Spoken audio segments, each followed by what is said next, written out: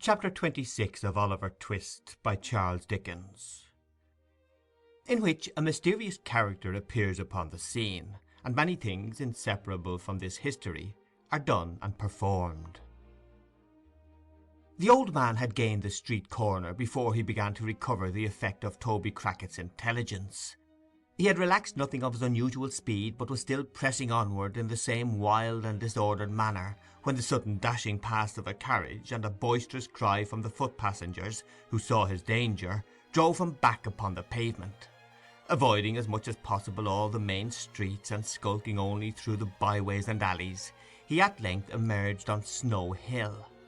Here he walked even faster than before, nor did he linger until he had again turned into a court, when, as if conscious that he was now in his proper element, he fell into his usual shuffling pace, and seemed to breathe more freely. Near to the spot on which Snow Hill and Holborn Hill meet, opens upon the right hand as you come out of the city a narrow and dismal alley, leading to Saffron Hill. In its filthy shops are exposed for sale huge bunches of second-hand silk handkerchiefs, of all sizes and patterns, for here reside the traders who purchase them from pickpockets. Hundreds of these handkerchiefs hang dangling from pegs outside the windows, or flaunting from the door-posts, and the shelves within are piled with them. Confined as the limits of Field Lane are, it has its barber, its coffee-shop, its beer-shop, and its fried fish warehouse. It is a commercial colony of itself, the emporium of petty larceny, visited at early morning and setting in of dusk by silent merchants who traffic in dark back parlours, and who go as strangely as they come. Here the clothesman, the shoe vamper, and the rag merchant display their goods as signboards to the petty thief.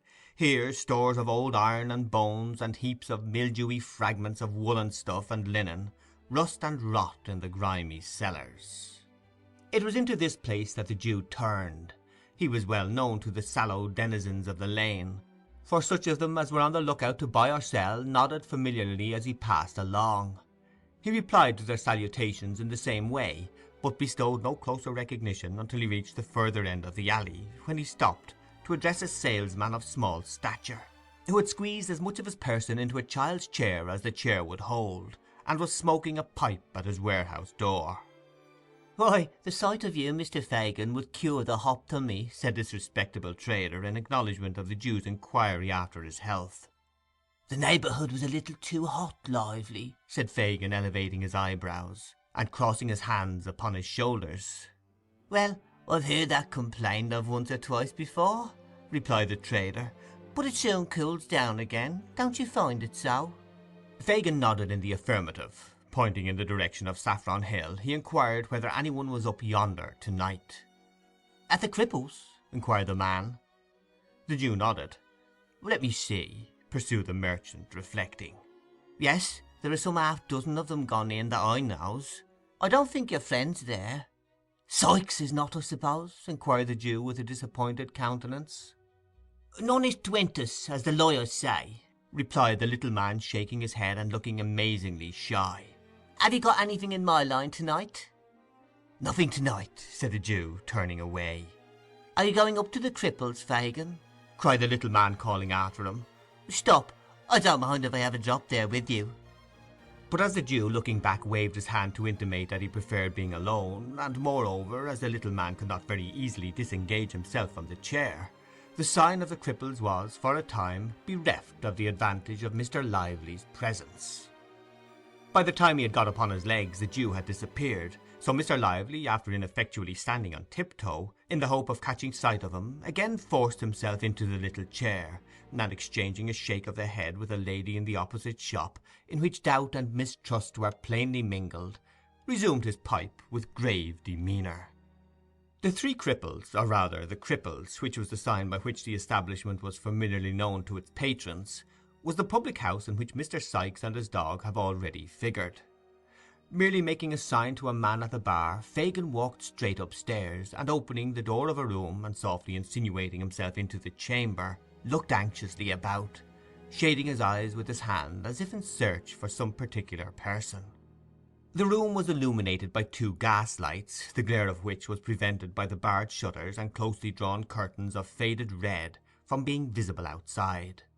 The ceiling was blackened to prevent its colour from being injured by the flaring of the lamps, and the place was so full of dense tobacco smoke that at first it was scarcely possible to discern anything more. By degrees, however, as some of it cleared away through the open door, an assemblage of heads, as confused as the noises that greeted the ear, might be made out, and as the eye grew more accustomed to the scene, the spectator gradually became aware of the presence of a numerous company, male and female, crowded round a long table, at the upper end of which sat a chairman with a hammer of office in his hand, while a professional gentleman with a bluish nose and his face tied up for the benefit of a toothache presided at a jingling piano in a remote corner. As Fagin stepped softly in, the professional gentleman, running over the keys by way of prelude, occasioned a general cry of order for a song, which having subsided, a young lady proceeded to entertain the company with a ballad in 4 verses, between each of which the accompanist played the melody all through as loud as he could. When this was over, the chairman gave a sentiment, after which the professional gentleman on the chairman's right and left volunteered a duet, and sang it with great applause. It was curious to observe some faces which stood out prominently from among the group. There was the chairman himself, the landlord of the house, a coarse, rough, heavy-built fellow, who, while the songs were proceeding, rolled his eyes hither and thither, and seeming to give himself up to joviality, had an eye for everything that was done, and an ear for everything that was said, and sharp ones too. Near him were the singers, receiving with professional indifference the compliments of the company, and applying themselves in turn to a dozen proffered glasses of spirits and water, tendered by their more boisterous admirers, whose countenances, expressive of almost every vice in almost every grade, irresistibly attracted the attention by their very repulsiveness. Cunning, ferocity, and drunkenness in all its stages were there in their strongest aspect, and women, some with the last lingering tinge of their early freshness almost fading as you looked, others with every mark and stamp of their sex utterly beaten out, and presenting but one loathsome blank of profligacy and crime, some mere girls, others but young women, and none past the prime of life, formed the darkest and saddest portion of this dreary picture. Fagin, troubled by no grave emotions, looked eagerly from face to face while these proceedings were in progress, but apparently without meeting that of which he was in search. Succeeding at length in catching the eye of the man who occupied the chair, he beckoned to him slightly and left the room as quietly as he had entered it. "What can I do for you, Mr. Fagin?" inquired the man as he followed him out to the landing. "Won't you join us? They'll be delighted, every one of them." The Jew shook his head impatiently and said in a whisper, "Is he here?" "Now," replied the man. "And no news of Barney?" inquired Fagin. "None," replied the landlord of the Cripples, for it was he. "He won't stir till all's safe. Depend upon it, they're on the scent down there, and that if he moved he'd blow upon the thing at once. He's all right enough, Barney is, else I should have heard of him. I'll pound it that Barney's managing properly, let him alone for that." "Will he be here to-night?" asked the Jew, laying the same emphasis on the pronoun as before. "Monks, do you mean?" inquired the landlord, hesitating. "Hush," said the Jew. "Yes." "Certain," replied the man, drawing a gold watch from his fob. "I expected him here before now. If you'll wait 10 minutes he'll be—" "No, no," said the Jew hastily, as though, however desirous he might be to see the person in question, he was nevertheless relieved by his absence. "Tell him I came here to see him, and that he must come to me to-night. No, say to-morrow night. As he's not here, to-morrow will be time enough." "Good," said the man. "Nothing more?" "Not a word now," said the Jew, descending the stairs. "I say," said the other, looking over the rails and speaking in a hoarse whisper, "what a time this would be for a sell! I've got Phil Barker here, so drunk that a boy might take him." "Ah, but it's not Phil Barker's time," said the Jew, looking up. "Phil has something more to do before we can afford to part with him. So go back to the company, my dear, and tell them to lead merry lives, for they'll last." The landlord reciprocated the old man's laugh, and returned to his guests. The Jew was no sooner alone than his countenance resumed its former expression of anxiety and thought. After a brief reflection he called a hack cabriolet and bade the man drive towards Bethnal Green. He dismissed him within some quarter of a mile of Mr. Sykes's residence, and performed the short remainder of the distance on foot. "Now," muttered the Jew as he knocked at the door, "if there's any deep play here, I shall have it out of you, my girl, cunning as you are." She was in her room, the woman said. Fagin crept softly upstairs and entered it without any previous ceremony. The girl was alone, lying with her head upon the table and her hair straggling over it. "She has been drinking," thought the Jew coolly, "or perhaps she's only miserable." The old man turned to close the door as he made this reflection. The noise thus occasioned roused the girl. She eyed his crafty face narrowly as she inquired to his recital of Toby Crackett's story. When it was concluded she sank into her former attitude, but spoke not a word. She pushed the candle impatiently away, and once or twice, as she feverishly changed her position, shuffled her feet upon the ground, but this was all. During the silence the Jew looked restlessly about the room, as if to assure himself that there were no appearances of Sykes having covertly returned. Apparently satisfied with his inspection, he coughed twice or thrice, and made as many efforts to open a conversation, but the girl heeded him no more than if he had been made of stone. At length he made another attempt, and rubbing his hands together, said in his most conciliatory tone, "And where should you think Bill was now, my dear?" The girl moaned out some half-intelligible reply that she could not tell, and seemed from the smothered noise that escaped her to be crying. "And the boy too," said the Jew, straining his eyes to catch a glimpse of her face. "Poor little child, left in a ditch, Nance, only think." "The child," said the girl, suddenly looking up, "is better where he is than among us, and if no harm comes to Bill from it, I hope he lies dead in the ditch, and that his young bones may rot there." "What!" cried the Jew in amazement. "Aye, I do," returned the girl, meeting his gaze. "I shall be glad to have him away from my eyes, and to know that the worst is over. I can't bear to have him about me. The sight of him turns me against myself and all of you." "Pooh!" said the Jew scornfully. "You're drunk." "Am I?" cried the girl bitterly. "It's no fault of yours if I am not. You'd never have me anything else if you had your will, except now the humour doesn't suit you, doesn't it?" "No," rejoined the Jew furiously, "it does not." "Change it, then," responded the girl with a laugh. "Change it!" exclaimed the Jew, exasperated beyond all bounds by his companion's unexpected obstinacy, and the vexation of the night. "I will change it. Listen to me, you drab. Listen to me, who with 6 words can strangle Sykes as surely as if I had his bull's throat between my fingers now. If he comes back and leaves the boy behind him, if he gets off free and dead or alive fails to restore him to me, murder him yourself if you would have him escape Jack Ketch, and do it the moment he sets foot in this room, or on me it will be too late." "What is all this?" cried the girl involuntarily. "What is it?" pursued Fagin, mad with rage. "When the boy's worth hundreds of pounds to me, am I to lose what chance threw me in the way of getting safely, through the whims of a drunken gang that I could whistle away the lives of?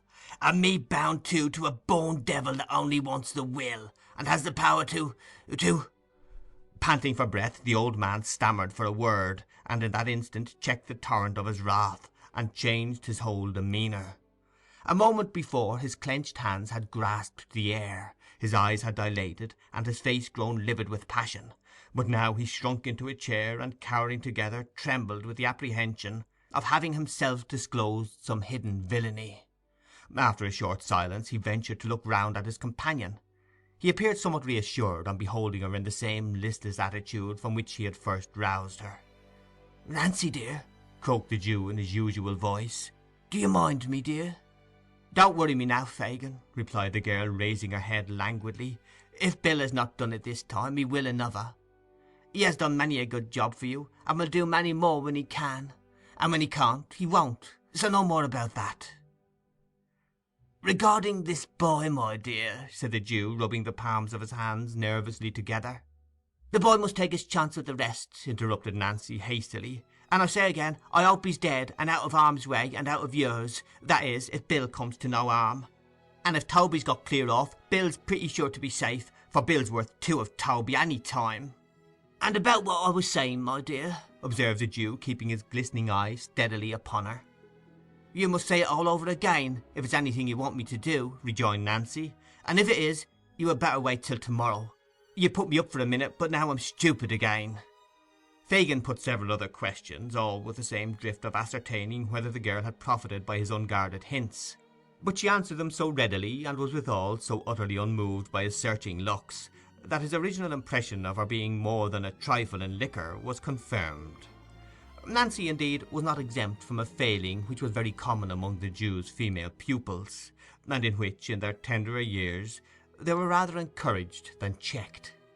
Her disordered appearance, and the wholesale perfume of Geneva which pervaded the apartment, afforded strong confirmatory evidence of the justice of the Jew's supposition, and when, after indulging in the temporary display of violence above described, she subsided first into dulness and afterwards into a compound of feelings, under the influence of which she shed tears one minute, and the next gave utterance to various exclamations of "never say die", and diverse calculations as to what be the amount of the odds so long as a lady or gentleman was happy, Mr. Fagin, who had had considerable experience of such matters in his time, saw with great satisfaction that she was very far gone indeed.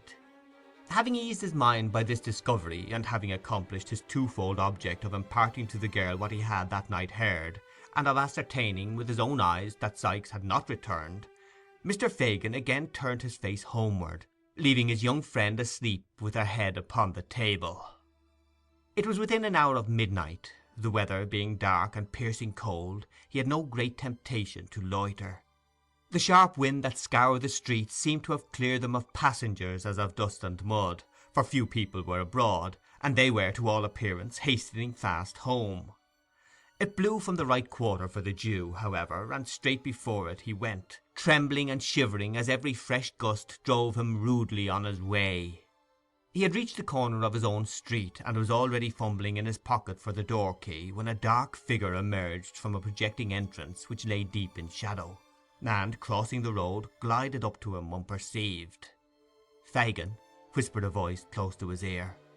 "Ah," said the Jew, turning quickly around.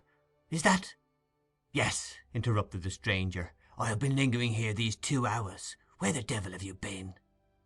"On your business, my dear," replied the Jew, glancing uneasily at his companion, and slackening his pace as he spoke. "On your business all night?" "Oh, of course," said the stranger with a sneer. "Well, and what's come of it?" "Nothing good," said the Jew. "Nothing bad, I hope," said the stranger, stopping short and turning a startled look upon his companion. The Jew shook his head, and was about to reply, when the stranger, interrupting him, motioned to the house, before which they had by this time arrived, remarking that he had better say what he had got to say under cover, for his blood was chilled with standing about so long, and the wind blew through him. Fagin looked as if he could have willingly excused himself from taking home a visitor at that unreasonable hour, and indeed muttered something about having no fire, but his companion, repeating his request in a peremptory manner, he unlocked the door, and requested him to close it softly while he got a light. "It's as dark as the grave," said the man, groping forward a few steps. "Make haste." "Shut the door," whispered Fagin from the end of the passage. As he spoke, it closed with a loud noise. "It wasn't my doing," said the other man, feeling his way. "The wind blew it to, or it shut of its own accord, one or the other. Look sharp with the light, or I shall knock my brains out against something in this confounded hole." Fagin stealthily descended the kitchen stairs. After a short absence he returned with a lighted candle, and the intelligence that Toby Crackit was asleep in the back room below, and that the boys were in the front one. Beckoning the man to follow him, he led the way upstairs. "We can say the few words we've got to say in here, my dear," said the Jew, throwing open a door on the first floor. "And as there are holes in the shutters, and we never show lights to our neighbours, we'll set the candle on the stairs. There." With those words the Jew, stooping down, placed the candle on an upper flight of stairs exactly opposite to the room door. This done, he led the way into the apartment, which was destitute of all movables save a broken armchair and an old couch or sofa without covering, which stood behind the door. Upon this piece of furniture the stranger sat himself with the air of a weary man, and the Jew drawing up the armchair opposite, they sat face to face. It was not quite dark. The door was partially open, and the candle outside threw a feeble reflection on the opposite wall. They conversed for some time in whispers, though nothing of the conversation was distinguishable beyond a few disjointed words here and there. A listener might easily have perceived that Fagin appeared to be defending himself against some remarks of the stranger, and that the latter was in a state of considerable irritation. They might have been talking thus for a quarter of an hour or more, when Monks, by which name the Jew had designated the strange man several times in the course of their colloquy, said, raising his voice a little, "I tell you again, it was badly planned. Why not have kept him here among the rest, and made a sneaking, snivelling pickpocket of him at once?" "Only hear him!" exclaimed the Jew, shrugging his shoulders. "Why, do you mean to say you couldn't have done it if you'd chosen?" demanded Monks sternly. "Haven't you done it with other boys scores of times? If you had had patience for a 12-month at most, couldn't you have got him convicted, and sent safely out of the kingdom, perhaps for life?" "Whose turn would that have served, my dear?" inquired the Jew humbly. "Mine," replied Monks. "But not mine," said the Jew submissively. "He might have become of use to me. When there are two parties to a bargain, it is only reasonable that the interests of both should be consulted. Is it, my good friend?" "What then?" demanded Monks. "I saw it was not easy to train him to the business," replied the Jew. "He was not like the other boys in the same circumstances." "Curse him now," muttered the man, "or he would have been a thief long ago." "I had no hold upon him to make him worse," pursued the Jew, anxiously watching the countenance of his companion. "His hand was not in. I had nothing to frighten him with, which we always must have in the beginning, or we labour in vain. What could I do? Send him out with a Dodger and Charlie? We had enough of that at first, my dear. I trembled for us all." "That was not my doing," observed Monks. "No, no, my dear," renewed the Jew. "And I don't quarrel with it now, because if it had never happened, you might never have clapped eyes upon the boy to notice him, and so led to the discovery that it was him you were looking for. Well, I got him back for you by means of the girl, and then she begins to favour him." "Throttle the girl," said Monks impatiently. "Why, we can't afford to do that just now, my dear," replied the Jew, smiling. "And besides, that sort of thing is not in our way, or one of these days I might be glad to have it done. I know what these girls are, Monks, well. As soon as the boy begins to harden, she'll care no more for him than for a block of wood. You want him made a thief. If he is alive, I can make him one from this time, and if, said the Jew, drawing nearer to the other, "it's not likely, mind, but if the worst comes to the worst, and he is dead—" "It's no fault of mine if he is," interposed the other man with a look of terror, and clasping the Jew's arm with trembling hands. "Mind that, Fagin, I had no hand in it. Anything but his death, I told you from the first. I won't shed blood, is always found out, and haunts a man besides. If they shot him dead, I was not the cause. Do you hear me? Fire this internal den, what's that? What?" cried the Jew, grasping the coward round the body with both arms, as he sprung to his feet. "Where?" "Yonder," replied the man, glaring at the opposite wall. "The shadow. I saw the shadow of a woman in a cloak and bonnet pass along the wainscot like a breath." The Jew released his hold, and they rushed tumultuously from the room. The candle, wasted by the draught, was standing where it had been placed. It showed them only the empty staircase and their own white faces. They listened intently. A profound silence reigned throughout the house. "It's your fancy," said the Jew, taking up the light and turning to his companion. "I'll swear I saw it," replied Monks, trembling. "It was bending forward when I saw it first, and when I spoke it darted away." The Jew glanced contemptuously at the pale face of his associate, and telling him he could follow if he pleased, ascended the stairs. They looked into all the rooms. They were cold, bare, and empty. They descended into the passage, and thence into the cellars below. The green damp hung upon the low walls. The tracks of the snail and slug glistened in the light of the candle, but all was still as death. "What do you think now?" said the Jew, when they had regained the passage. "Besides ourselves, there's not a creature in the house except Toby and the boys. They're safe enough. See here."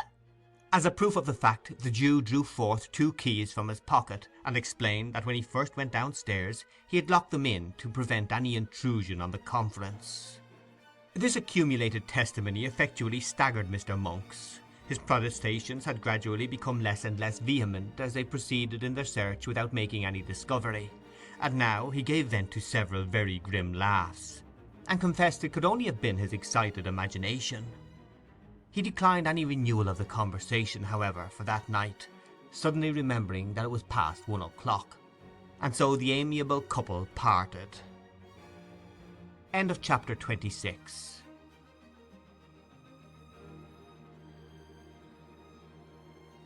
Chapter 27 of Oliver Twist by Charles Dickens atones for the unpoliteness of a former chapter, which deserted a lady most unceremoniously. As it would be by no means seemly in a humble author to keep so mighty a personage as a beadle waiting, with his back to the fire and the skirts of his coat gathered up under his arms until such time as it might suit his pleasure to relieve him, and as it would still less become his station or his gallantry to involve in the same neglect a lady on whom that beadle had looked with an eye of tenderness and affection, and in whose ear he had whispered sweet words which, coming from such a quarter, might well thrill the bosom of a maid or matron of whatsoever degree, the historian whose pen traces these words, trusting that he knows his place, and that he entertains a becoming reverence for those upon earth to whom high and important authority is delegated, hastens to pay them that respect which their position demands, and to treat them with all that duteous ceremony which their exalted rank, and by consequence great virtues, imperatively claim at his hands.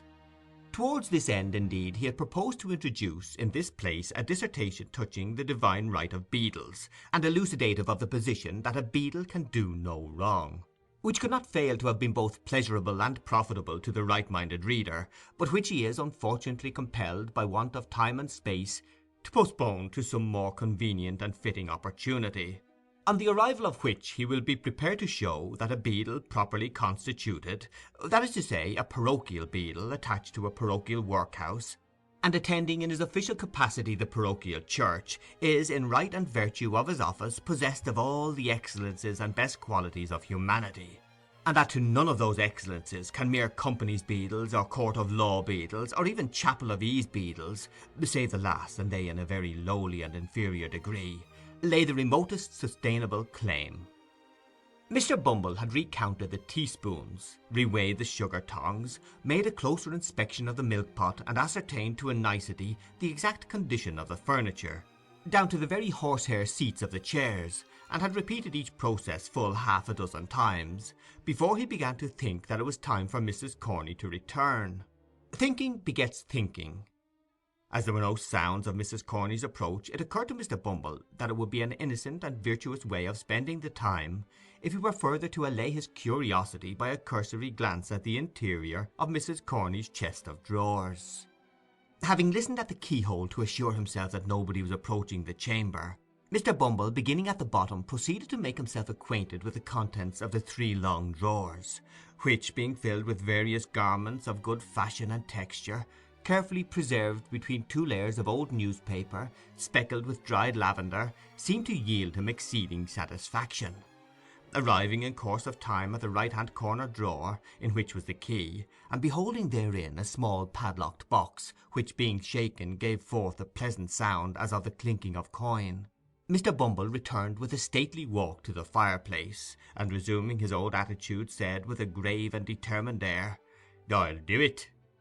He followed up this remarkable declaration by shaking his head in a waggish manner for 10 minutes, as though he were remonstrating with himself for being such a pleasant dog, and then he took a view of his legs in profile with much seeming pleasure and interest. He was still placidly engaged in this latter survey when Mrs. Corney, hurrying into the room, threw herself in a breathless state on a chair by the fireside, and, covering her eyes with one hand, placed the other over her heart, and gasped for breath. "Mrs. Corney," said Mr. Bumble, stooping over the matron, "what is this, ma'am? Has anything happened, ma'am? Pray answer me. I'm on. Mr. Bumble, in his alarm, could not immediately think of the word tenterhooks, so he said, "Broken bottles." "Oh, Mr. Bumble," cried the lady, "I have been so dreadfully put out." "Put out, ma'am?" exclaimed Mr. Bumble. "Who has dared to—" "I know," said Mr. Bumble, checking himself with native majesty. "It's them wicious paupers." "It's dreadful to think of," said the lady, shuddering. "Then don't think of it, ma'am," rejoined Mr. Bumble. "I can't help it," whimpered the lady. "Then take something, ma'am," said Mr. Bumble soothingly. "A little of the wine." "Not for the world," replied Mrs. Corney. "I couldn't. Oh, the top shelf in the right-hand corner. Oh." Uttering these words, the good lady pointed distractedly to the cupboard, and underwent a convulsion from internal spasms. Mr. Bumble rushed to the closet, and snatching a pint green-glass bottle from the shelf thus incoherently indicated, filled a teacup with its contents, and held it to the lady's lips. "I'm better now," said Mrs. Corney, falling back after drinking half of it. Mr. Bumble raised his eyes piously to the ceiling in thankfulness, and bringing them down again to the brim of the cup, lifted it to his nose. "Peppermint!" exclaimed Mrs. Corney in a faint voice, smiling gently on the beadle as she spoke. "Try it. There's a little something else in it." Mr. Bumble tasted the medicine with a doubtful look, smacked his lips, took another taste, and put the cup down empty. "It's very comforting," said Mrs. Corney. "Very much so indeed, ma'am," said the beadle. As he spoke, he drew a chair beside the matron, and tenderly inquired what had happened to distress her. "Nothing," replied Mrs. Corney. "I am a foolish, excitable, weak creature." "Not weak, ma'am," retorted the Bumble, drawing his chair a little closer. "Are you a weak creature, Mrs. Corney?" "We're all weak creatures," said Mrs. Corney, laying down a general principle. "So we are," said the beadle. Nothing was said on either side for a minute or two afterwards. By the expiration of that time Mr. Bumble had illustrated the position by removing his left arm from the back of Mrs. Corney's chair, where it had previously rested, to Mrs. Corney's apron string, round which it gradually became entwined. "We are all weak creatures," said Mr. Bumble. Mrs. Corney sighed. "Don't sigh, Mrs. Corney," said Mr. Bumble. "I can't help it," said Mrs. Corney, and she sighed again. "This is a very comfortable room, ma'am," said Mr. Bumble, looking round. "Another room and this, ma'am, would be a complete thing." "It would be too much for one," murmured the lady. "But not for two, ma'am," rejoined Mr. Bumble in soft accents. "Eh, Mrs. Corney?" Mrs. Corney drooped her head when the beadle said this. The beadle drooped his to get a view of Mrs. Corney's face. Mrs. Corney with great propriety turned her head away, and released her hand to get at her pocket handkerchief, but insensibly replaced it in that of Mr. Bumble. "The board allows you coals, don't they, Mrs. Corney?" inquired the beadle, affectionately pressing her hand. "And candles," replied Mrs. Corney, slightly returning the pressure. "Coals, candles, and a house rent-free," said Mr. Bumble. "Oh, Mrs. Corney, what an angel you are!" The lady was not proof against this burst of feeling. She sank into Mr. Bumble's arms, and that gentleman, in his agitation, imprinted a passionate kiss upon her chaste nose. "Such parochial perfection!" exclaimed Mr. Bumble rapturously. "You know that Mr. Slout is worse to-night, my fascinator?" "Yes," replied Mrs. Corney bashfully.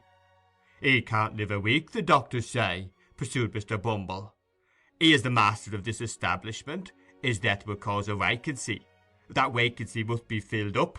Oh, Mrs. Corney, what a prospect this opens! What an opportunity for a joining of hearts and housekeepings!" Mrs. Corney sobbed. "The little word," said Mr. Bumble, bending over the bashful beauty. "The one little word, my blessed Corney." "Yes," sighed out the matron. "One more," pursued the beadle. "Compose your darling feelings for only one more. When is it to come off?" Mrs. Corney twice essayed to speak, and twice failed. At length, summoning up courage, she threw her arms round Mr. Bumble's neck, and said it might be as soon as ever he pleased, and that he was a irresistible duck. Matters being thus amicably and satisfactorily arranged, the contract was solemnly ratified in another teacupful of the peppermint mixture, which was rendered the more necessary by the flutter and agitation of the lady's spirits. While it was being disposed of, she acquainted Mr. Bumble with the old woman's decease. "Very good," said that gentleman, sipping his peppermint. "I'll call at Sowerberry's as I go home, and tell him to send to-morrow morning. Was it that as frightened you, love?" "It wasn't anything particular, dear," said the lady evasively. "It must have been something, love," urged Mr. Bumble. "Won't you tell your own bee?" "Not now," rejoined the lady. "One of these days, after we are married, dear." "After we are married?" exclaimed Mr. Bumble. "It wasn't any imprudence from any of them male paupers as—" "No, no, love," interposed the lady, hastily. "If I thought it was," continued Mr. Bumble, "if I thought as any one of them had dared lift his vulgar eyes to that lovely countenance—" "They wouldn't have dared to do it, love," responded the lady. "They had better not," said Mr. Bumble, clenching his fist. "Let me see any man, parochial or extra-parochial, as would presume to do it, and I can tell him that I wouldn't do it a second time." Unembellished by any violence of gesticulation, this might have seemed not a very high compliment to the lady's charms, but as Mr. Bumble accompanied the threat with many warlike gestures, she was much touched with this proof of his devotion, and protested with great admiration that he was indeed a dove. The dove then turned up his coat collar, put on his cocked hat, and having exchanged a long and affectionate embrace with his future partner, once again braved the cold wind of the night, merely pausing for a few minutes in the male paupers' ward to abuse them a little, with a view of satisfying himself that he could fill the office of workhouse master with needful acerbity. Assured of his qualifications, Mr. Bumble left the building with a light heart, and bright visions of his future promotion, which served to occupy his mind until he reached the shop of the undertaker. Now Mr. and Mrs. Sowerberry having gone out to tea and supper, and Noah Claypole not being at any time disposed to take upon himself a greater amount of physical exertion than is necessary to a convenient performance of the two functions of eating and drinking, the shop was not closed, although it was past the usual hour of shutting up. Mr. Bumble tapped with his cane on the counter several times, but attracting no attention, and beholding a light shining through the glass window of the little parlour at the back of the shop, he made bold to peep in and see what was going forward, and when he saw what was going forward he was not a little surprised.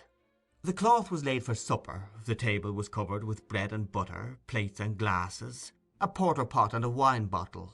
At the upper end of the table Mr. Noah Claypole lolled negligently in an easy-chair, with his legs thrown over one of the arms, an open clasp-knife in one hand, and a mass of buttered bread in the other. Close beside him stood Charlotte, opening oysters from a barrel, which Mr. Claypole condescended to swallow with remarkable avidity. A more than ordinary redness in the region of the young gentleman's nose, and a kind of fixed wink in his right eye, denoted that he was in a slight degree intoxicated. These symptoms were confirmed by the intense relish with which he took his oysters, for which nothing but a strong appreciation of their cooling properties in case of internal fever could have sufficiently accounted. "Here's a delicious fat one, Noah dear," said Charlotte. "Try 'em, do, only this one." "What a delicious thing is an oyster," remarked Mr. Claypole after he had swallowed it. "What a pity it is a number of them should ever make you feel uncomfortable, isn't it, Charlotte?" "It's quite a cruelty," said Charlotte. "So it is," acquiesced Mr. Claypole. "Ain't you fond of oysters?" "Not over much," replied Charlotte. "I like to see you eat them, Noah dear, better than eating them myself." "Law," said Noah reflectively, "how queer." "Have another," said Charlotte. "Here's one with such a beautiful, delicate beard." "I can't manage any more," said Noah. "I'm very sorry." "Come here, Charlotte, and I'll kiss you." "What?" said Mr. Bumble, bursting into the room. "Say that again, sir." Charlotte uttered a scream and hid her face in her apron. Mr. Claypole, without making any further change in his position than suffering his legs to reach the ground, gazed at the beadle in drunken terror. "Say it again, you royal audacious fellow," said Mr. Bumble. "How dare you mention such a thing, sir? And how dare you encourage him, you insolent minx?" "Kiss her!" exclaimed Mr. Bumble in strong indignation. "Faugh!" "I didn't mean to do it," said Noah, blubbering. "She's always a-kissing of me, whether I like it or not." "Oh, Noah!" cried Charlotte reproachfully. "You are, you know you are," retorted Noah. "She's always a-doing of it, Mr. Bumble, sir. She chucks me under the chin, please, sir, and makes all manner of love." "Silence!" cried Mr. Bumble sternly. "Take yourself downstairs, ma'am. Noah, you shut up the shop, and say another word till your master comes home at your peril. And when he does come home, tell him that Mr. Bumble said he's to send an old woman's shell after breakfast tomorrow morning. Do you hear, sir? Kissing!" cried Mr. Bumble, holding up his hands. "The sin and wickedness of the lower order in this parochial district is frightful. If Parliament don't take their abominable courses under consideration, this country's ruined, and the character of the peasantry gone for ever." With these words the beadle strode with a lofty and gloomy air from the undertaker's premises. And now that we have accompanied him so far on his road home, and have made all necessary preparations for the old woman's funeral, let us set on foot a few inquiries after young Oliver Twist, and ascertain whether he be still lying in the ditch where Toby Crackit left him. End of chapter 27.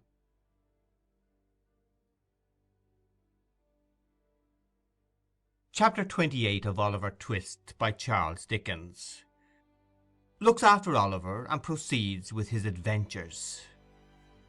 "Wolves tear your throats," muttered Sikes, grinding his teeth. "I wish I was among some of you, you'd owl the horser for it." As Sikes growled forth this imprecation with the most desperate ferocity that his desperate nature was capable of, he rested the body of the wounded boy across his bended knee, and turned his head for an instant to look back at his pursuers.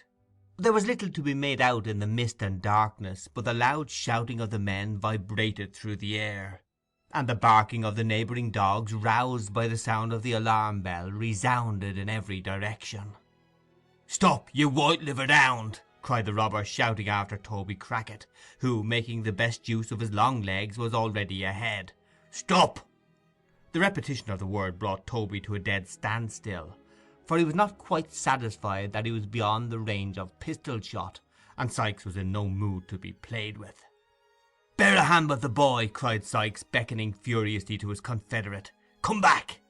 Toby made a show of returning, but ventured in a low voice, broken for want of breath, to intimate considerable reluctance as he came slowly along. "Quicker!" cried Sikes, laying the boy in a dry ditch at his feet, and drawing a pistol from his pocket. "Don't play booty with me!" At this moment the noise grew louder. Sikes, again looking round, could discern that the men who had given chase were already climbing the gate of the field in which he stood, and that a couple of dogs were some paces in advance of them. "It's all up, Bill!" cried Toby. "Drop the kid and show him your heels."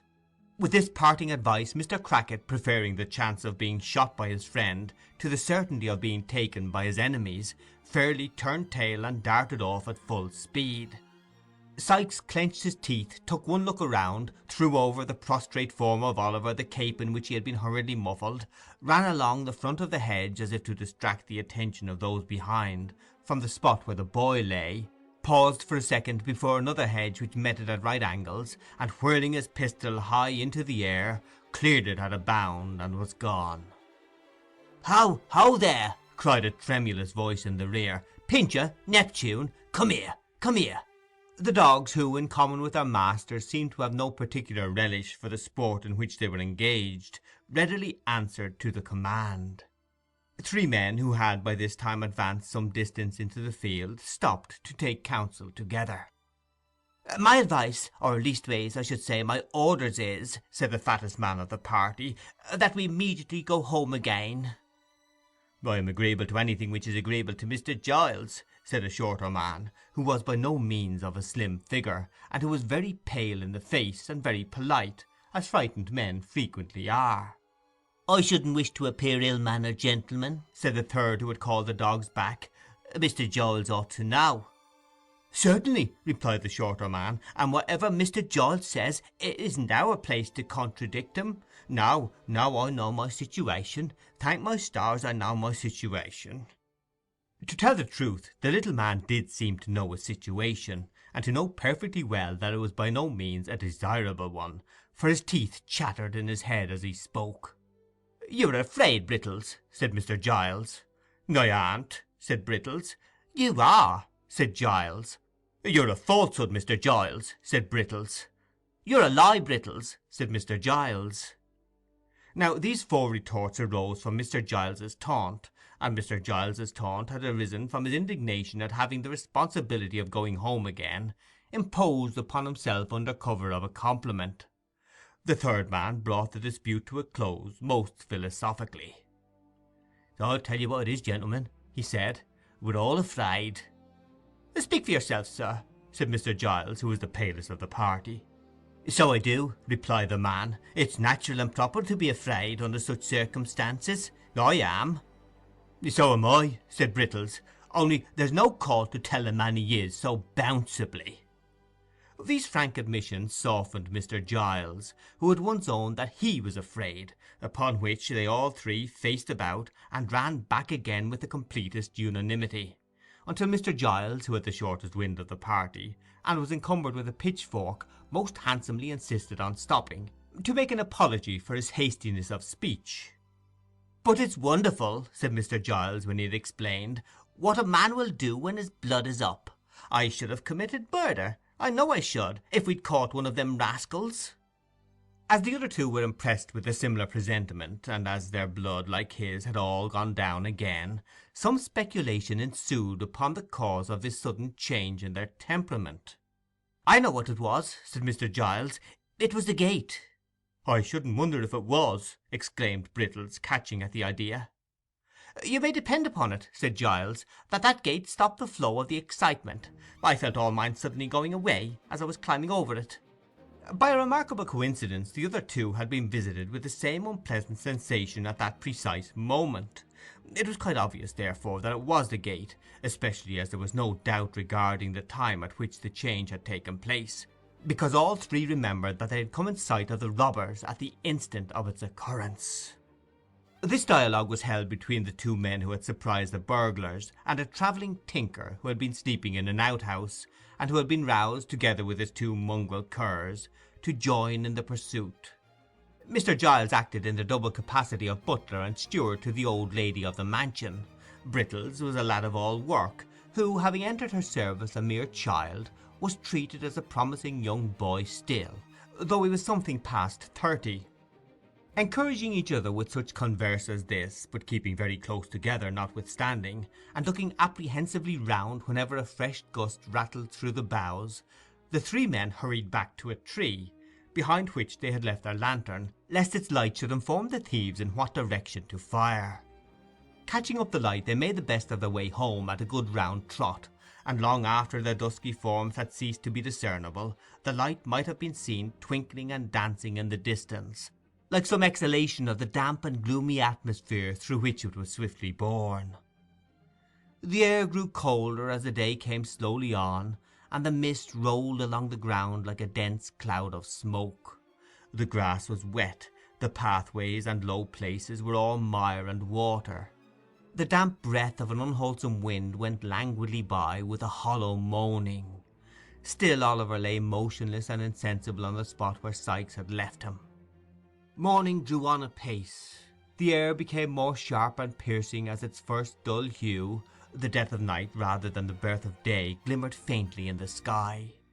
The objects which had looked dim and terrible in the darkness grew more and more defined, and gradually resolved into their familiar shapes.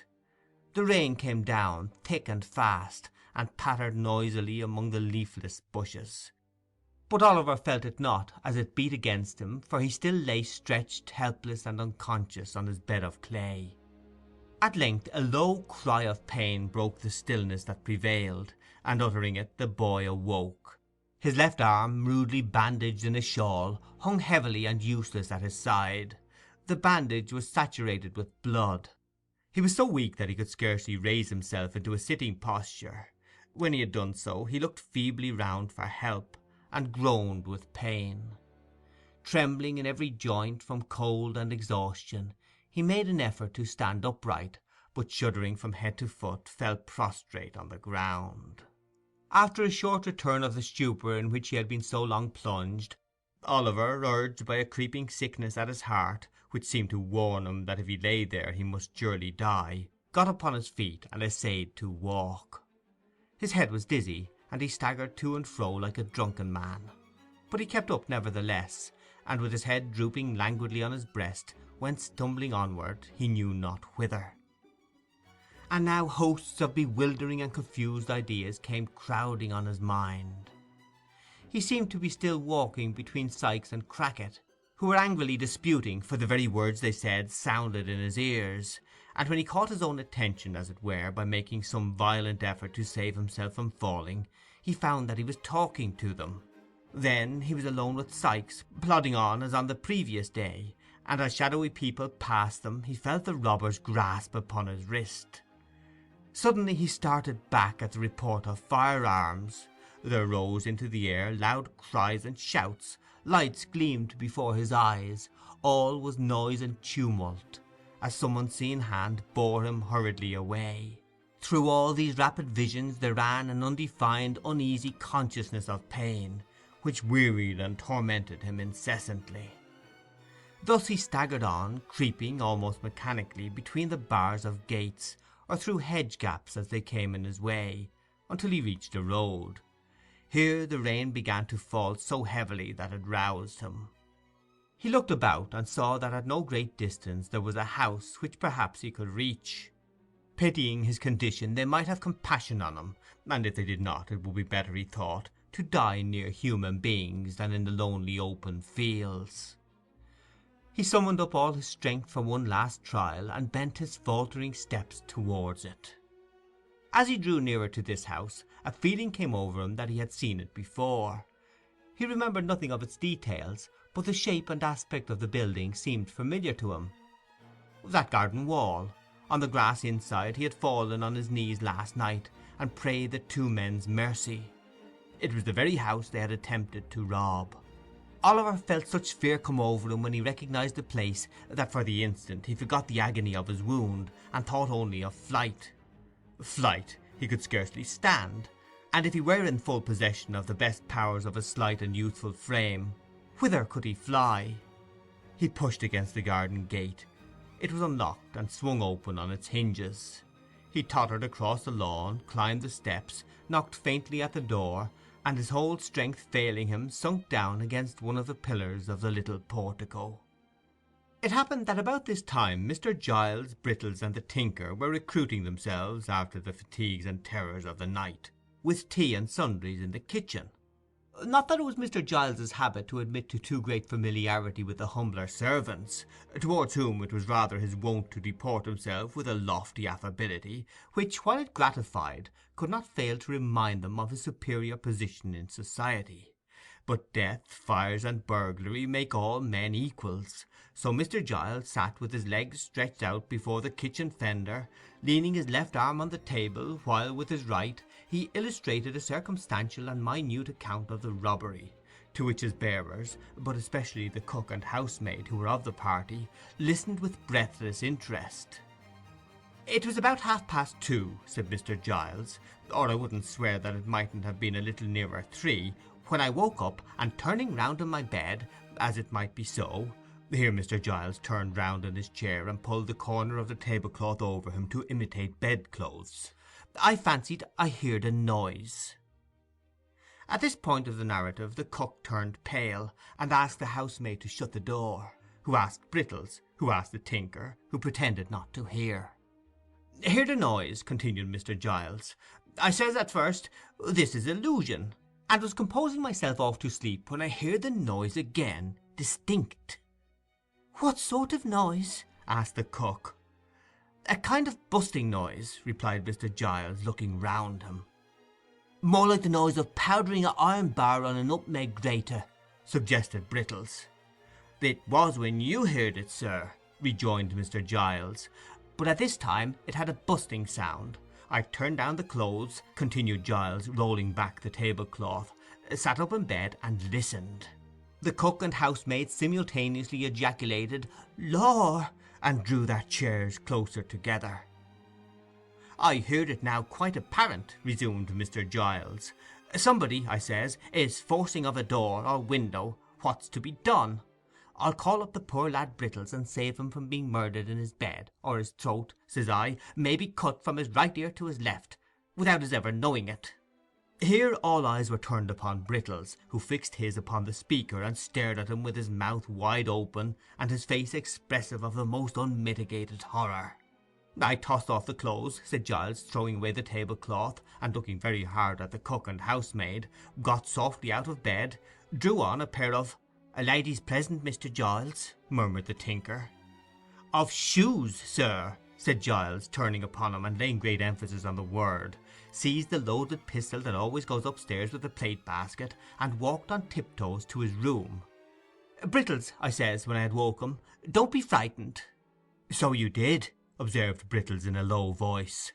"We're dead men, I think, Brittles," says I, continued Giles, "but don't be frightened." "Was he frightened?" asked the cook. "Not a bit of it," replied Mr. Giles. "He was as firm, pretty near as firm as I was." "I should have died at once, I'm sure, if it had been me," observed the housemaid. "You're a woman," retorted Brittles, plucking up a little. "Brittles is right," said Mr. Giles, nodding his head approvingly. "From a woman nothing else was to be expected.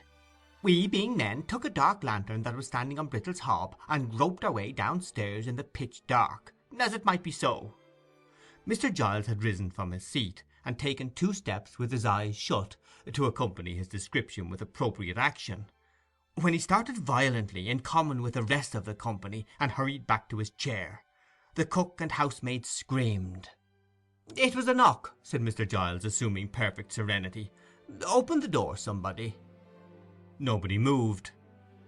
"It seems a strange sort of thing, a knock coming at such a time in the morning," said Mr. Giles, surveying the pale faces which surrounded him, and looking very blank himself.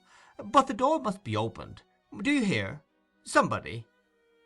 Mr. Giles, as he spoke, looked at Brittles, but that young man, being naturally modest, probably considered himself nobody, and so held that the inquiry could not have any application to him. At all events, he tendered no reply. Mr. Giles directed an appealing glance at the tinker, but he had suddenly fallen asleep. The women were out of the question. "If Brittles would rather open the door in the presence of witnesses," said Mr. Giles, after a short silence, "I am ready to make one." "So am I," said the tinker, waking up as suddenly as he had fallen asleep. Brittles capitulated on these terms, and the party being somewhat reassured by the discovery, made on throwing open the shutters, that it was now broad day, took their way upstairs, with the dogs in front. The 2 women who were afraid to stay below brought up the rear. By the advice of Mr. Giles they all talked very loud, to warn any evil-disposed person outside that they were strong in numbers, and by a master stroke of policy, originating in the brain of the same ingenious gentleman, the dogs' tails were well pinched in the hall to make them bark savagely. These precautions having been taken, Mr. Giles held on fast by the tinker's arm, to prevent his running away, as he pleasantly said, and gave the word of command to open the door. Brittles obeyed. The group, peeping timorously over each other's shoulders, beheld no more formidable object than poor little Oliver Twist, speechless and exhausted, who raised his heavy eyes and mutely solicited their compassion. "A boy!" exclaimed Mr. Giles valiantly, pushing the tinker into the background. "What's the matter with the— why, Brittles, look here, don't you know?" Brittles, who had got behind the door to open it, no sooner saw Oliver than he uttered a loud cry. Mr. Giles, seizing the boy by one leg and one arm, fortunately not the broken limb, lugged him straight into the hall, and deposited him at full length on the floor thereof. "Here he is," bawled Giles, calling in a state of great excitement up the staircase. "Here's one of the thieves, ma'am. Here's a thief, miss. Wounded, miss. I shot him, miss, and Brittles held the light." "In a lantern, miss," cried Brittles, applying one hand to the side of his mouth, so that his voice might travel the better. The 2 women servants ran upstairs to carry the intelligence that Mr. Giles had captured a robber, and the tinker busied himself in endeavouring to restore Oliver, lest he should die before he could be hanged. In the midst of all this noise and commotion there was heard a sweet female voice, which quelled it in an instant. "Giles," whispered the voice from the stairhead. "I'm here, miss," replied Giles. "Don't be frightened, miss. I ain't much injured. He didn't make a very desperate resistance, miss. I was soon too many for him." "Hush," replied the young lady. "You frightened my aunt as much as the thieves did. Is the poor creature much hurt?" "Wounded desperate, miss," replied Giles, with indescribable complacency. "He looks as if he was a-going, miss," bawled Brittles in the same manner as before. "Wouldn't you like to come and look at him, miss, in case he should?" "Hush, pray, there's a good man," rejoined the lady. "Wait quietly only one instant while I speak to aunt." With a footstep as soft and gentle as the voice, the speaker tripped away. She soon returned with the direction that the wounded person was to be carried carefully upstairs to Mr. Giles's room, and that Brittles was to saddle the pony and betake himself instantly to Chertsey, from which place he was to dispatch with all speed a constable and doctor. "But won't you take one look at him first, miss?" asked Mr. Giles, with as much pride as if Oliver was some bird of rare plumage that he had skilfully brought down. "Not one little peep, miss?" "Not now for the world," replied the young lady. "Poor fellow! Oh, treat him kindly, Giles, for my sake." The old servant looked up at the speaker as she turned away, with a glance as proud and admiring as if she had been his own child. Then, bending over Oliver, he helped to carry him upstairs with the care and solicitude of a woman. End of chapter 28.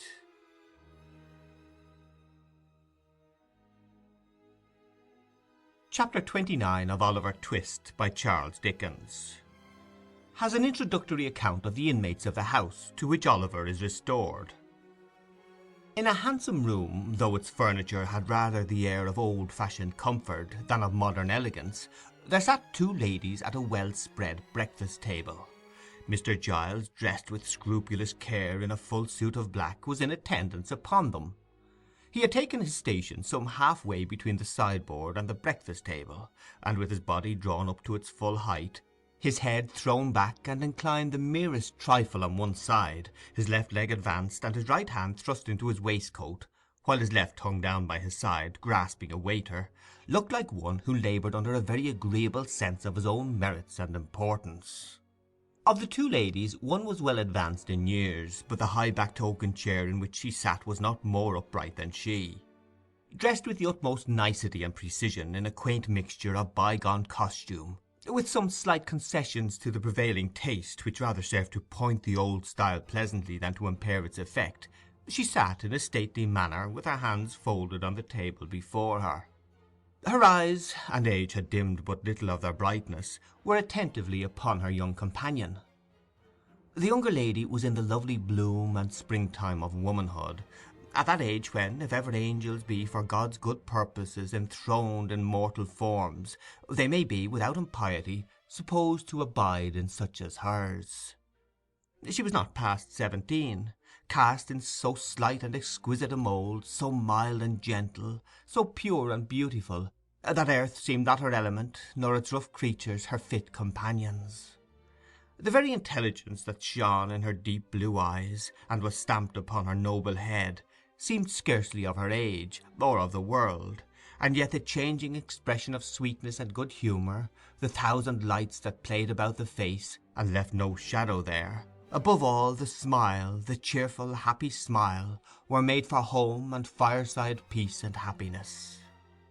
She was busily engaged in the little offices of the table. Chancing to raise her eyes as the older lady was regarding her, she playfully put back her hair, which was simply braided on the forehead, and threw into her beaming look such an expression of affection and artless loveliness, that blessed spirits might have smiled to look upon her. "And Brittles has been gone upwards of an hour, has he?"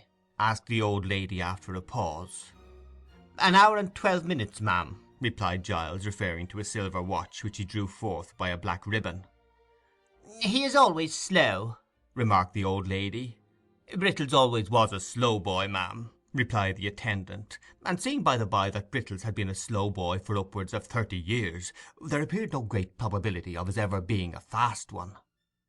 "He gets worse instead of better, I think," said the elder lady. "It is very inexcusable of him if he stops to play with any other boys," said the young lady, smiling. Mr. Giles was apparently considering the propriety of indulging in a respectful smile himself, when a gig drove up to the garden gate, out of which there jumped a fat gentleman, who ran straight up to the door, and who, getting quickly into the house by some mysterious process, burst into the room and nearly overturned Mr. Giles and the breakfast-table together. "I never heard of such a thing!" exclaimed the fat gentleman. "My dear Mrs. Maylie, bless my soul, in the silence of the night too! I never heard of such a thing!" With these expressions of condolence, the fat gentleman shook hands with both ladies, and drawing up a chair, inquired how they found themselves. "You ought to be dead, positively dead with the fright," said the fat gentleman. "Why didn't you send? Bless me, my man should have come in a minute, and so would I, and my assistant would have been delighted, or anybody, I'm sure, under such circumstances. Oh dear, dear, so unexpected! In the silence of the night, too!" The doctor seemed especially troubled by the fact of the robbery having been unexpected, and attempted in the night time, as if it were the established custom of gentlemen in the housebreaking way to transact business at noon, and to make an appointment by post a day or two previous. "And you, Miss Rose?" said the doctor, turning to the young lady. "Oh, very much so indeed," said Rose, interrupting him. "But there is a poor creature upstairs whom aunt wishes you to see." "Ah, to be sure," replied the doctor, "so there is. That was your handiwork, Giles, I understand." Mr. Giles, who had been feverishly putting the teacups to rights, blushed very red, and said that he had had the honour. "Honour, eh?" said the doctor. "Well, I don't know. Perhaps it's as honourable to hit a thief in the back kitchen as to hit your man at 12 paces. Fancy that he fired in the air, and you fought a duel, Giles." Mr. Giles, who thought this light treatment of the matter an unjust attempt at diminishing his glory, answered respectfully that it was not for the like of him to judge about that, but that he rather thought it was no joke to the opposite party. "Gad, that's true," said the doctor. "Where is he? Show me the way. I'll look in again as I come down, Mrs. Maylie. That's the little window he got in at, eh? Well, I couldn't have believed it." Talking all the way, he followed Mr. Giles upstairs, and while he is going upstairs, the reader may be informed that Mr. Losberne, a surgeon in the neighbourhood, known through the circuit of 10 miles round as the doctor, had grown fat more from good humour than from good living, and was as kind and hearty, and withal as eccentric, an old bachelor as will be found in 5 times that space by any explorer alive. The doctor was absent much longer than either he or the ladies had anticipated.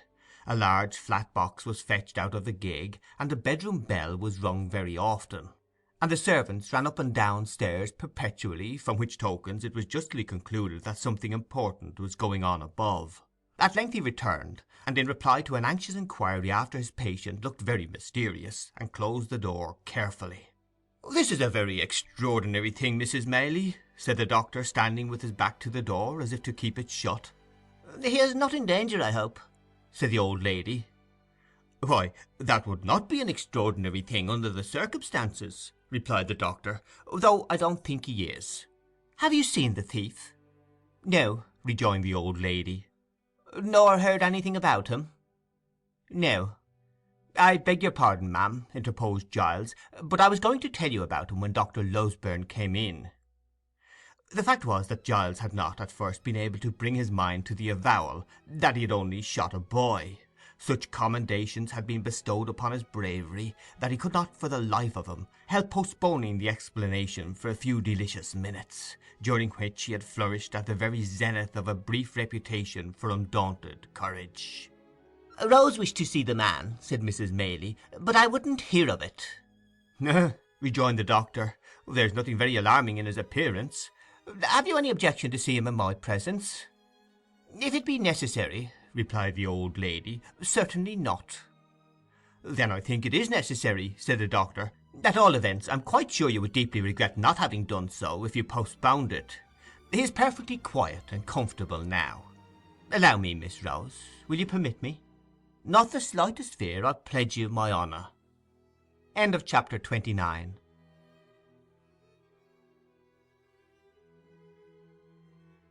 Chapter 30 of Oliver Twist by Charles Dickens relates what Oliver's new visitors thought of him.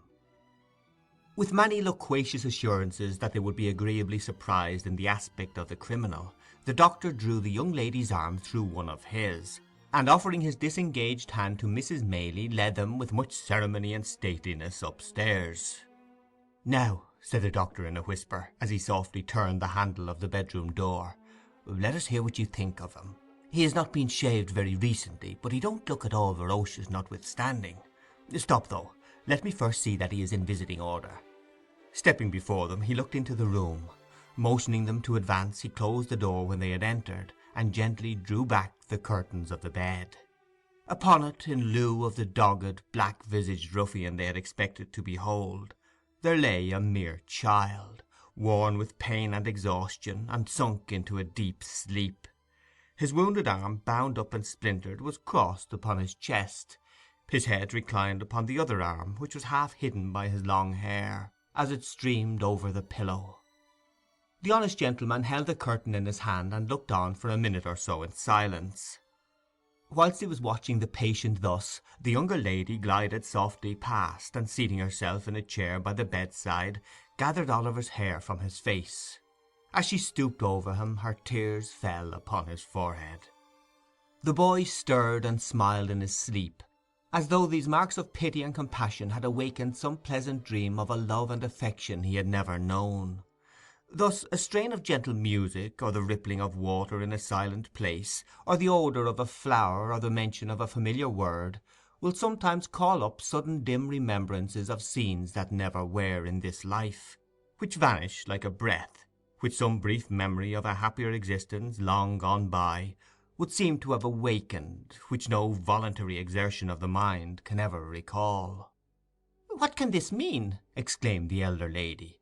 "This poor child can never have been the pupil of robbers." "Vice," said the surgeon, replacing the curtain, "takes up her abode in many temples, and who can say that a fair outside shall not enshrine her?" "But at so early an age," urged Rose. "My dear young lady," rejoined the surgeon, mournfully shaking his head, "crime, like death, is not confined to the old and withered alone. The youngest and fairest are too often its chosen victims." "But can you really believe that this delicate boy has been the voluntary associate of the worst outcasts of society?" said Rose. The surgeon shook his head in a manner which intimated that he feared it was very possible, and observing that they might disturb the patient, led the way into an adjoining apartment. "But even if he has been wicked," pursued Rose, "think how young he is. Think that he may never have known a mother's love, or the comfort of a home, that ill usage and blows, or the want of bread, may have driven him to herd with men who have forced him to guilt. Aunt, dear aunt, for mercy's sake think of this before you let them drag this sick child to a prison, which in any case must be the grave of all his chances of amendment. Oh, as you love me, and know that I have never felt the want of parents in your goodness and affection, but that I might have done so, and might have been equally helpless and unprotected with this poor child, have pity upon him before it is too late." "My dear love," said the elder lady, as she folded the weeping girl to her bosom, "do you think I would harm a hair of his head?" "Oh, no," replied Rose eagerly. "No, surely," said the old lady. "My days are drawing to their close, and may mercy be shown to me as I show it to others. What can I do to save him, sir?" "Let me think, ma'am," said the doctor. "Let me think." Mr. Losberne thrust his hands into his pockets and took several turns up and down the room, often stopping and balancing himself on his toes, and frowning frightfully. After various exclamations of "I've got it now," and "No, I haven't," and as many renewals of the walking and frowning, he at length made a dead halt, and spoke as follows: "I think if you give me a full and unlimited commission to bully Giles and that little boy Brittles, I can manage it.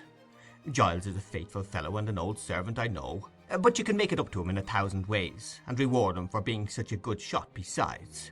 You don't object to that?" "Unless there is some other way of preserving the child," replied Mrs. Maylie. "There is no other," said the doctor, "no other, take my word for it."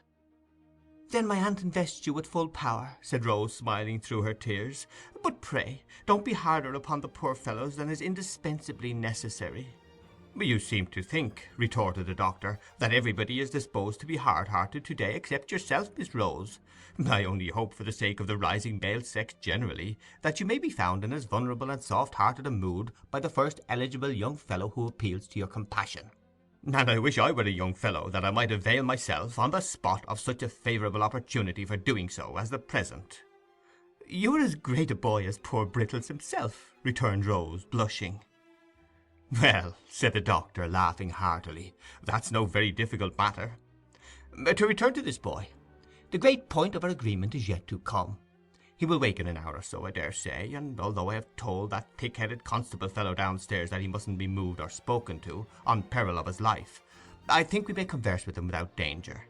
Now, I make this stipulation, that I shall examine him in your presence, and that if from what he says we can judge, and I can show to the satisfaction of your cool reason, that he is a real and thorough bad one, which is more than possible, he shall be left to his fate, without any further interference on my part, at all events."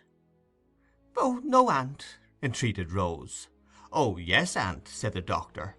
"Is it a bargain?" "He cannot be hardened in vice," said Rose. "It is impossible." "Very good," retorted the doctor. "Then so much the more reason for acceding to my proposition." Finally the treaty was entered into, and the parties thereunto sat down to wait with some impatience until Oliver should awake. The patience of the two ladies was destined to undergo a longer trial than Mr. Losburne had led them to expect, for hour after hour passed on, and still Oliver slumbered heavily. It was evening indeed before the kind-hearted doctor brought them the intelligence that he was at length sufficiently restored to be spoken to.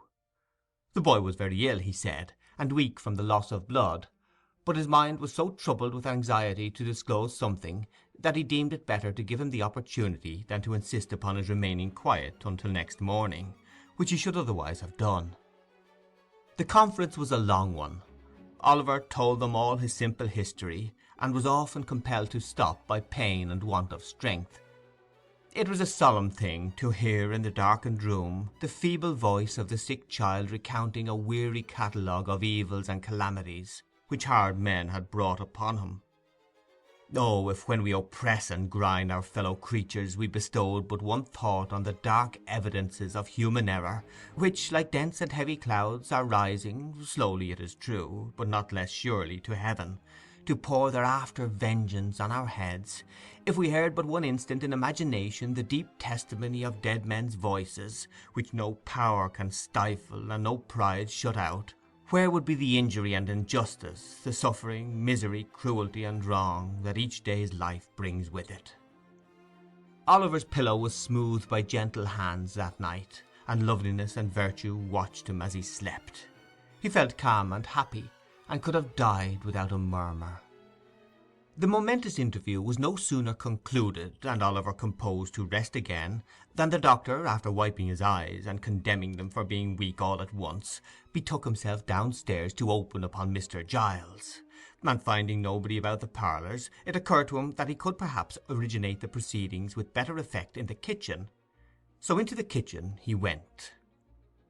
There were assembled, in that lower house of the domestic parliament, the women servants, Mr. Brittles, Mr. Giles, the tinker, who had received a special invitation to regale himself for the remainder of the day, in consideration of his services, and the constable. The latter gentleman had a large staff, a large head, large features, and large half boots, and he looked as if he had been taking a proportionate allowance of ale, as indeed he had. The adventures of the previous night were still under discussion, for Mr. Giles was expatiating upon his presence of mind when the doctor entered. Mr. Brittles, with a mug of ale in his hand, was corroborating everything before his superior said it. "Now sit still," said the doctor, waving his hand. "Thank you, sir," said Mr. Giles. "Missus wished some ale to be given out, sir, and as I felt no ways inclined for my own little room, sir, and was disposed for company, I am taking mine among 'em here." Brittles headed a low murmur, by which the ladies and gentlemen generally were understood to express the gratification they derived from Mr. Giles's condescension. Mr. Giles looked round with a patronizing air, as much as to say that so long as they behaved properly he would never desert them. "How is the patient to-night, sir?" asked Mr. Giles. "So-so," returned the doctor. "I am afraid you have got yourself into a scrape there, Mr. Giles." "I hope you don't mean to say, sir," said Giles, trembling, "that he's going to die. If I thought it, I should never be happy again. I wouldn't cut a boy off, no, not even Brittles there, not for all the plate in the county, sir." "That's not the point," said the doctor mysteriously. "Mr. Giles, are you a Protestant?" "Yes, sir, I hope so," faltered Giles, who had turned very pale. "And what are you, boy?" said the doctor, turning sharply upon Brittles. "Lord bless me, sir," replied Brittles, starting violently, "I'm the same as Mr. Giles, sir." "Then tell me this," said the doctor, both of you, are you going to take upon yourselves to swear that that boy upstairs is the boy that was put through the little window last night? Out with it, come, we are prepared for you." The doctor, who was universally considered one of the best-tempered creatures on earth, made this demand in such a dreadful tone of anger that Giles and Brittles, who were considerably muddled by ale and excitement, stared at each other in a state of stupefaction. "Pay attention to the reply, constable, will you?" said the doctor, shaking his forefinger with great solemnity of manner, and tapping the bridge of his nose with it, to bespeak the exercise of that worthy's utmost acuteness. "Something may come of this before long." The constable looked as wise as he could, and took up his staff of office, which had been reclining indolently in the chimney corner. "It's a simple question of identity, you will observe," said the doctor. "That's what it is, sir," replied the constable, coughing with great violence, for he had finished his ale in a hurry, and some of it had gone the wrong way. "Here's the house broken into," said the doctor, "and a couple of men catch one moment's glimpse of a boy in the midst of gunpowder smoke, and in all the distraction of alarm and darkness. Here's a boy comes to the very same house next morning, and because he happens to have his arm tied up, these men lay violent hands upon him, by doing which they place his life in great danger, and swear he is the thief. Now, the question is, whether these men were justified by the fact. If not, in what situation do they place themselves?" The constable nodded profoundly. He said if that wasn't law, he would be glad to know what was. "I ask you again," thundered the doctor, "are you, on your solemn oaths, able to identify that boy?" Brittles looked doubtfully at Mr. Giles. Mr. Giles looked doubtfully at Brittles. The constable put his hand behind his ear to catch the reply. The two women and the tinker leaned forward to listen. The doctor glanced keenly round, when a ring was heard at the gate, and at the same moment the sound of wheels. "It's the runners!" cried Brittles, to all appearance much relieved. "The what?" exclaimed the doctor, aghast in his turn. "The Bow Street officers, sir," replied Brittles, taking up a candle. "Me and Mr. Giles sent for them this morning." "What?" cried the doctor. "Yes," replied Brittles, "I sent a message up by the coachman, and I only wonder they weren't here before, sir." "Well, you did you? Then confound your slow coaches down here. That's all," said the doctor, walking away. End of chapter 30.